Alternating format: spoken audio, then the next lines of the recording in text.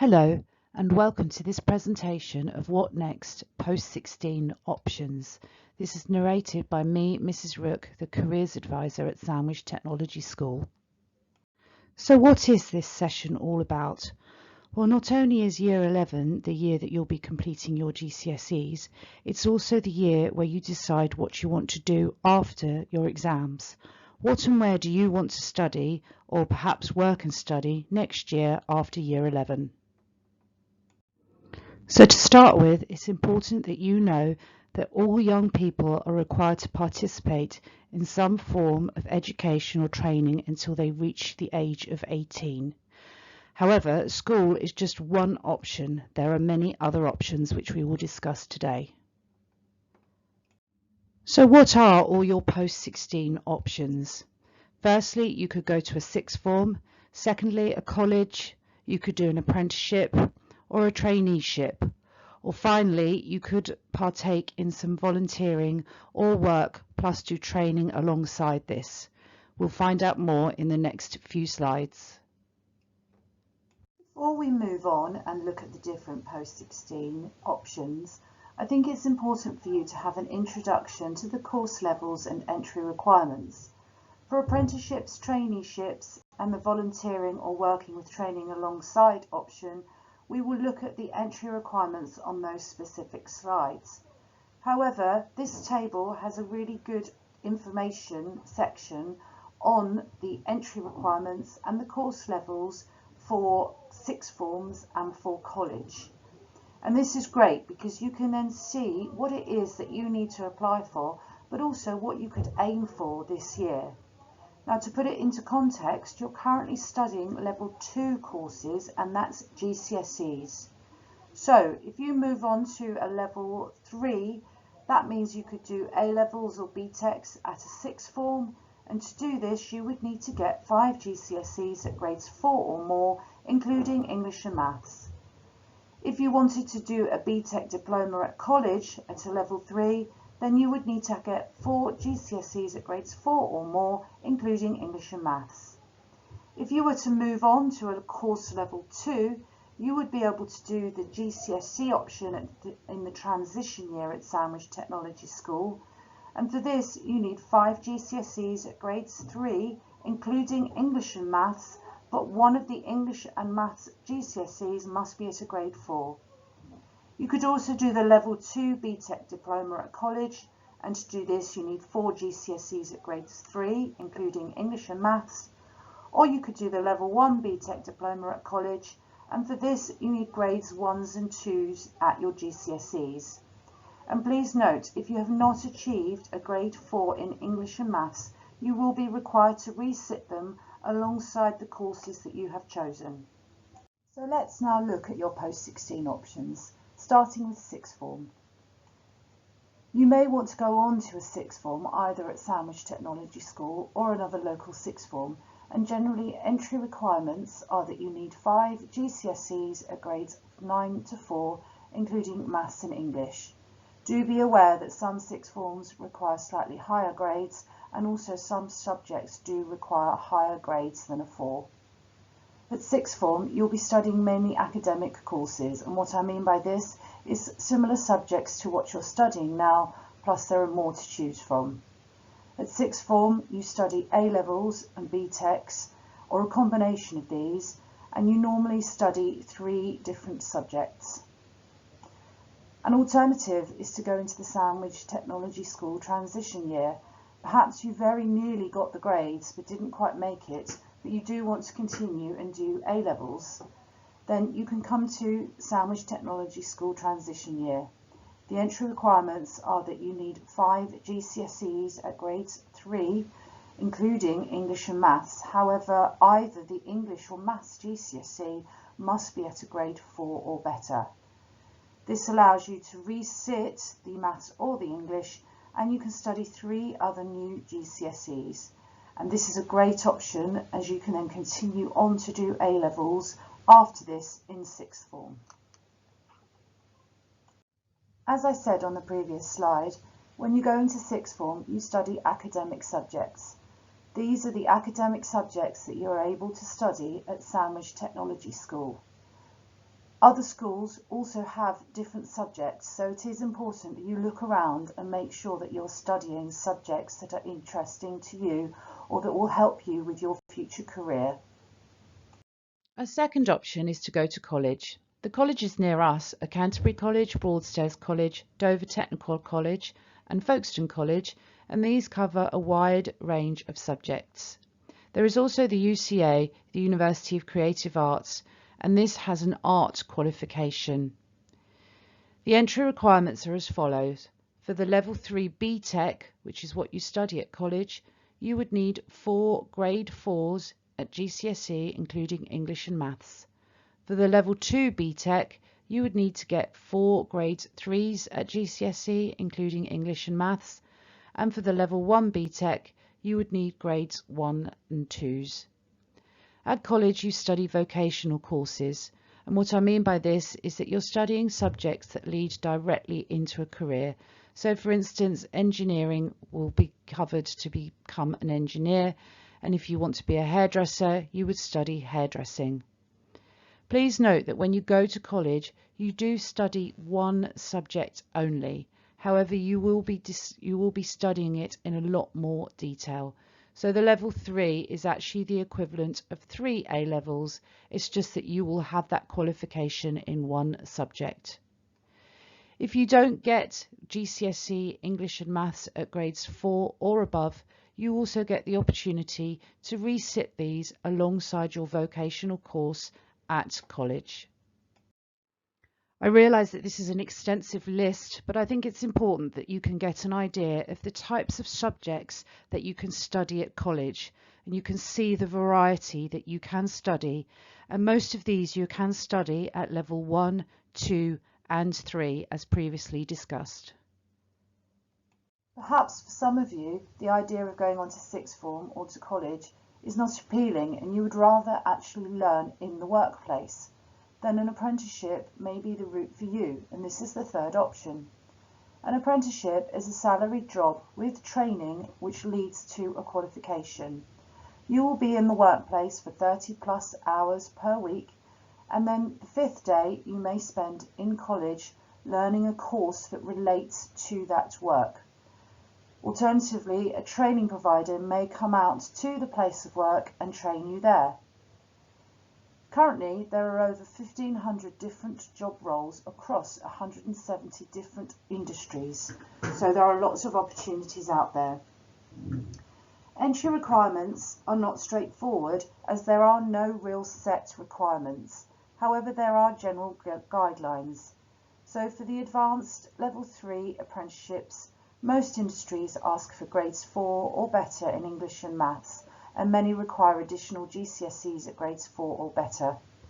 For the intermediate and level 2 apprenticeships, again there's no set requirements, and often applicants need to show that they have the ability to complete the programme, and some do require specific qualifications, so it's always important to read what is needed.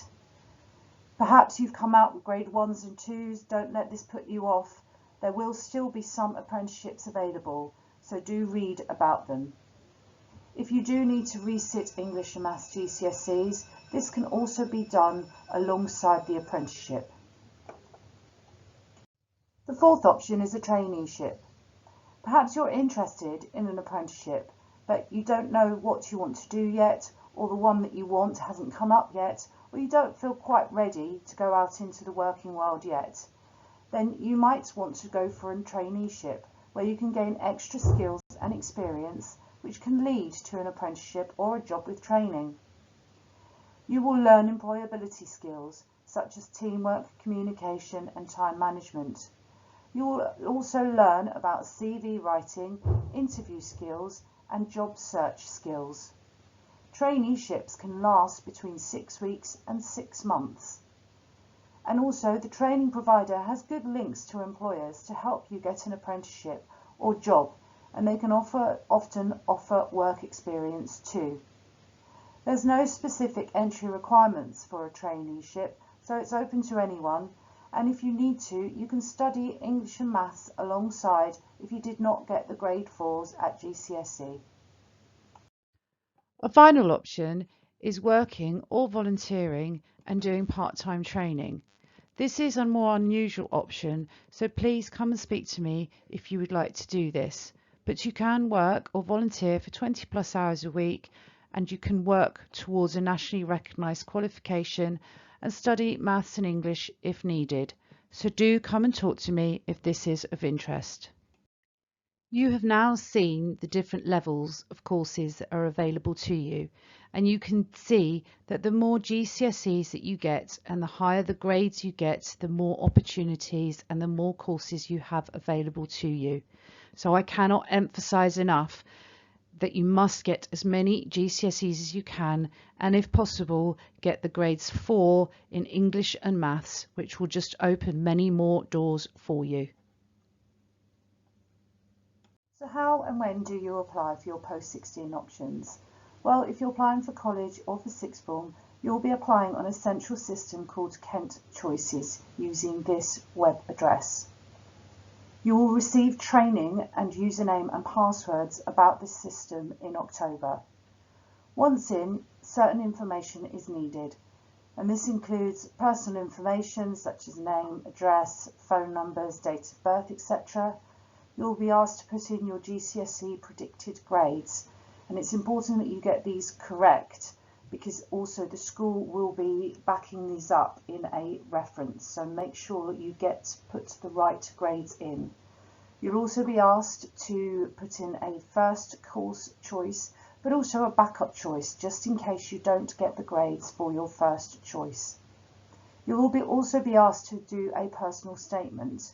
Now this is a couple of paragraphs about you, why you want to do that course, any careers ideas you may have, and any experience that you may have. You will again be provided with training on this, and you will get support from your tutors. We ask you to complete this in form, but also to continue it in your own time at home. All students will meet with Mrs. Rook, that's me, the Sandwich Technology School Careers Advisor, and I will be getting you out of class to do this. You will be able to apply from the 5th of October. If you're applying for apprenticeships, this is the link that you will need to search for apprenticeships and to apply. This is on the Sandwich Technology School Careers website, but any student that is interested in an apprenticeship, I will be able to sit with you and do this.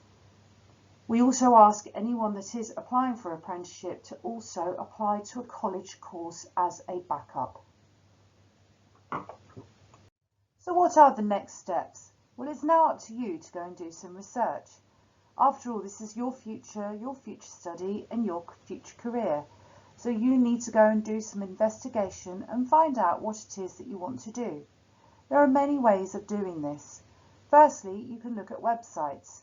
So you can go and look at school sixth form websites and also college websites. Simply type in the names in Google and find the course information on the sites and read up about the courses and find out what interests you.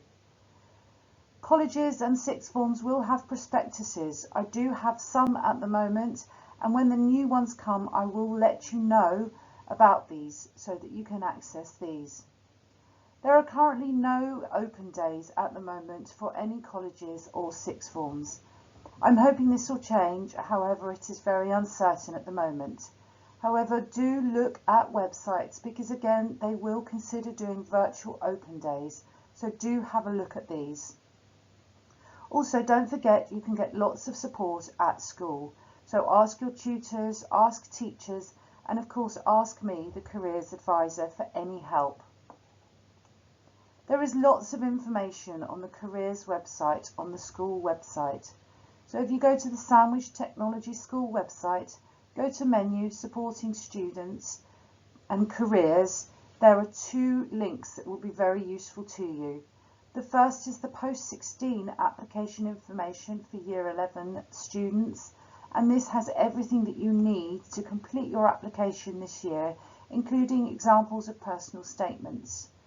This will also be where I post any open days or any information about sixth forms and colleges. So do keep looking there, but I will alert tutors as well. Another useful link is the same menu supporting students' careers and useful links.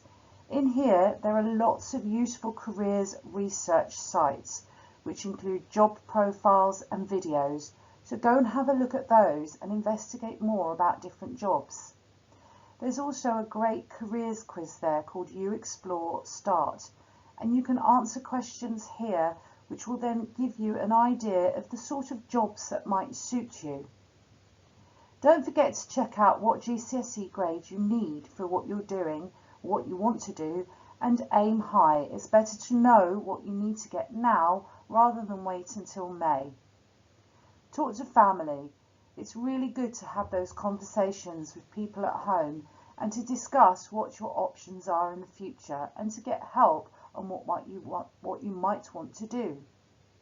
Similarly, talk to teachers.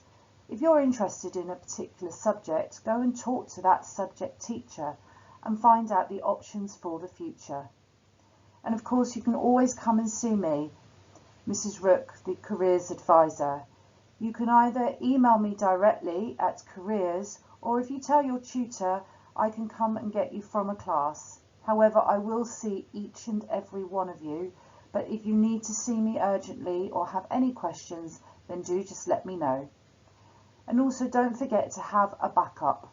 Hopefully you will get your first choice, but please have a backup choice just in case you don't get those grades, or perhaps the apprenticeship that you hope to get is not available.